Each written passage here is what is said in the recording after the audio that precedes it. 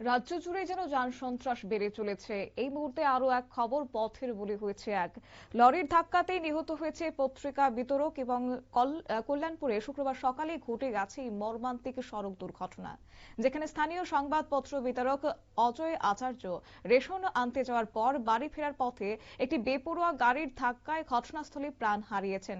তবে প্রত্যক্ষদর্শীরা জানিয়েছেন, অজয় আচার্য প্রতিদিন পায়ে হেঁটে শহরের বিভিন্ন এলাকায় সংবাদপত্র বিতরণ করতেন।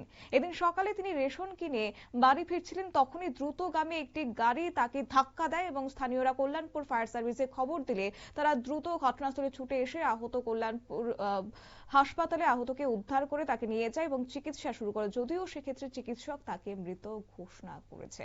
এই প্রসঙ্গে কি জানাচ্ছেন দমকল বাহিনীর কর্মীরা, পাশাপাশি চিকিৎসকদের পক্ষ থেকে কি জানানো হচ্ছে শুনুন। সকাল 11টার দিকে আমরা অফিসে কল আছে যে বাজারের যে ওই আন্ডোমার্ট স্কুলের লোকে একটা অ্যাক্সিডেন্ট হয়েছে। তো আমরা সঙ্গে সঙ্গে আইসি আইএসেরা গাড়ির যেন কিনারে রাস্তার সাইডে করে গাড়ির যেন বলে অ্যাক্সিডেন্ট হয়েছে। আমরা তাড়াহুড়া করে ওইটা লইয়া আমরা কল্যাণপুর হাসপাতালে লইয়া আসছি। কি নাম আছে তাই না? নাম এখানেও জানা গেছে অজয় আচার্য, আর বাড়ি হচ্ছে এই কল্যাণপুর বাজারের লোক। আপনারা যে আনছেন মানে কেমন আছে অবস্থা তার?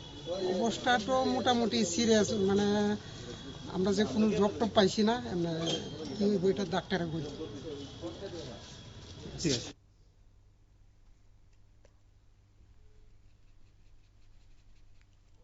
Acharji, 57 years, male,